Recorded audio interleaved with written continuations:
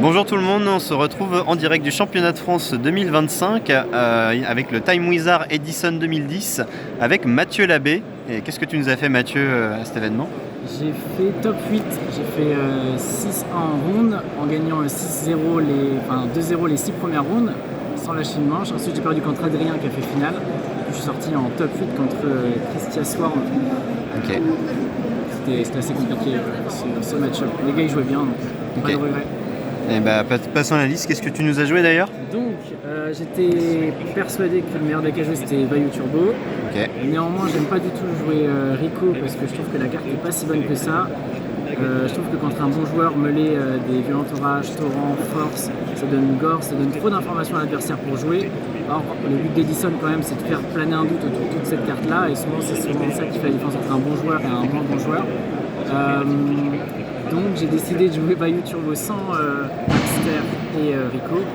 Et c'est pour ça que je me suis inspiré de la liste de Scrub for Life qui joue Virus Bayou.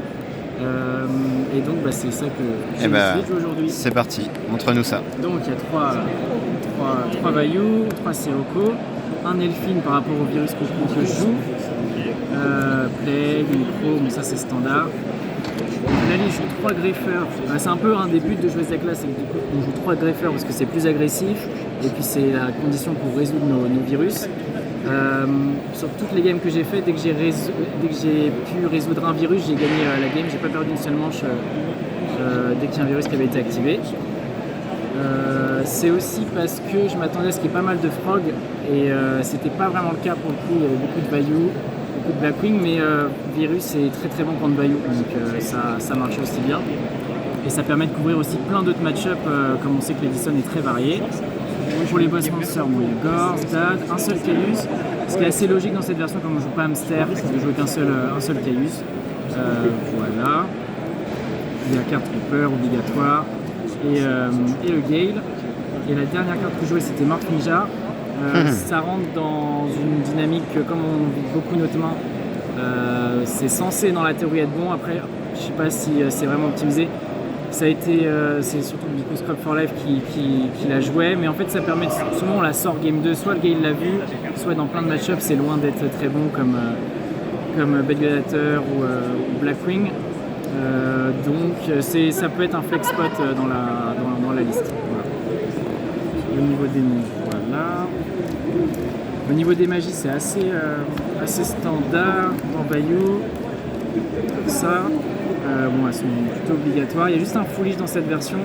Comme on a un peu moins de meule, vu qu'on n'a pas de Rico, il y a de la meule sélective avec foolish.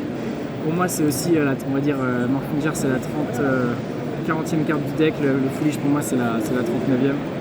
Ça reste quand même pas du card advantage. C'est pas... Bon, elle est jouée dans toutes les listes de Virus Bayou, donc je pense que quand même sur un bon nombre de parties ça a du sens, mais sur certains match-ups ça peut sortir en game 2. Et du coup, c'est là où toute la liste prend son sens. Il y a 3 DDV main deck, 1 EV. J'avais testé 2 DDV, 1 EV, avec une liste qui joue plutôt Skill Drain en side et les fusiliers. Mais je me suis rendu compte que DDV c'était beaucoup trop fort. Et ce qui est quand même un peu fun dans le deck, c'est aussi de jouer des virus, donc autant aller jusqu'au bout. Ce qui est bien en fait avec les virus dans des tournois longs comme ça, c'est qu'en fait ça simplifie énormément le game state. Et en fait, moi tous mes matchs ils ont duré moins de 20 minutes en moyenne.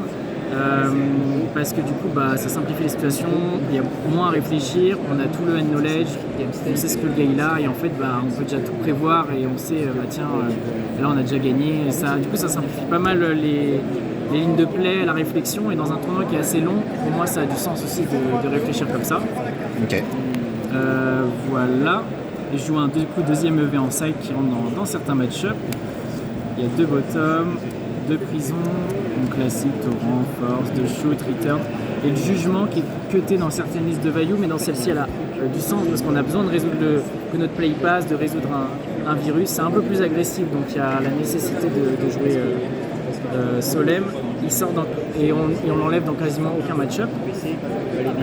Et c'est aussi très fort du coup des fois juste de faire un virus et on voit on a diminué le nombre de cartes, on voit qu'il a 1 ou 2 outs dans sa main et en fait on a le jugement derrière pour juste stopper cet out et en fait finalement c'est son échec et mat.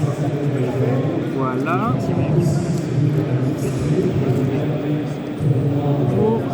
extra deck assez classique, Dans cette version, on en jouait 2 parce qu'il y a des rares cas où on a besoin du deuxième Silverwind. Ça m'est pas arrivé aujourd'hui, mais je considère quand même que c'est le bon choix. Le reste est classique. Hop, rien de spécial. La Chimératech qui a servi. Tac, rien de spécial à dire, sinon voilà. Et donc le side.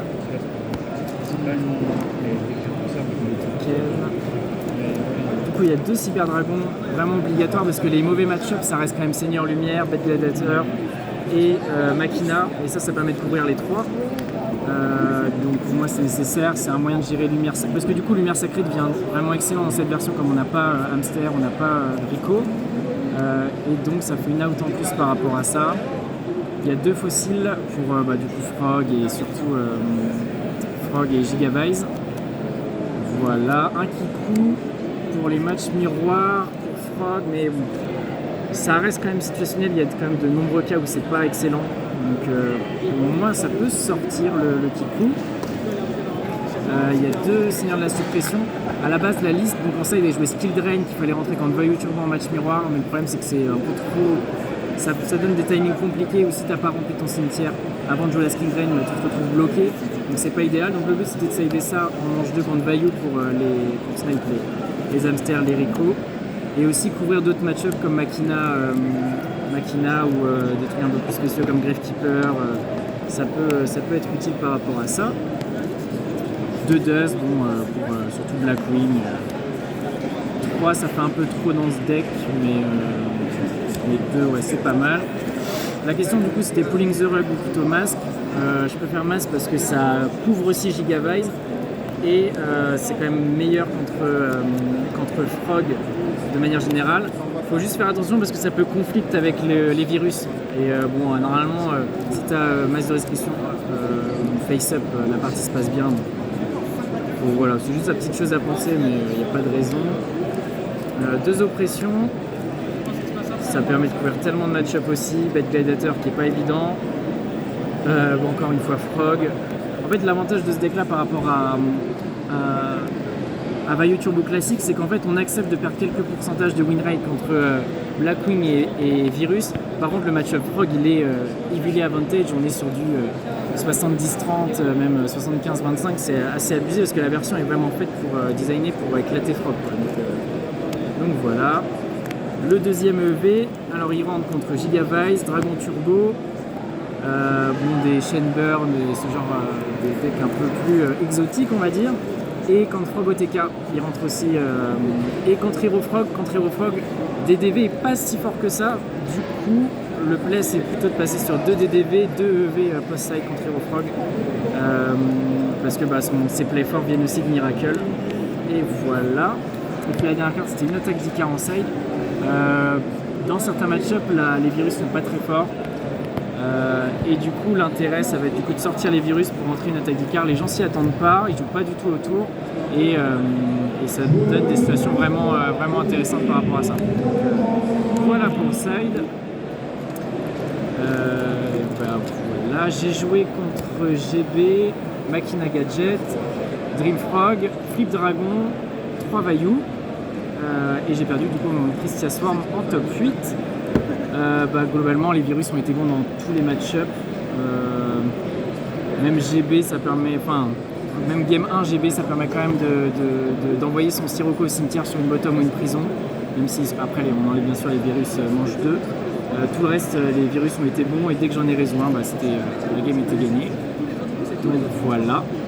Et puis je souhaite remercier bien sûr le DC de Nantes.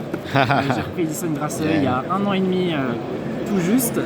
Il y a une bonne communauté, les tournois sont sympas, il y a un bon niveau moyen, donc ça c'est top.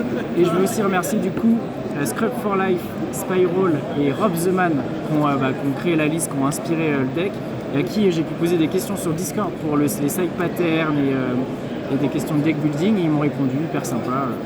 Donc voilà, c'était ça, mes remerciements. Ça marche. Merci à toi Mathieu, et puis félicitations pour ton top 8 encore. Merci beaucoup.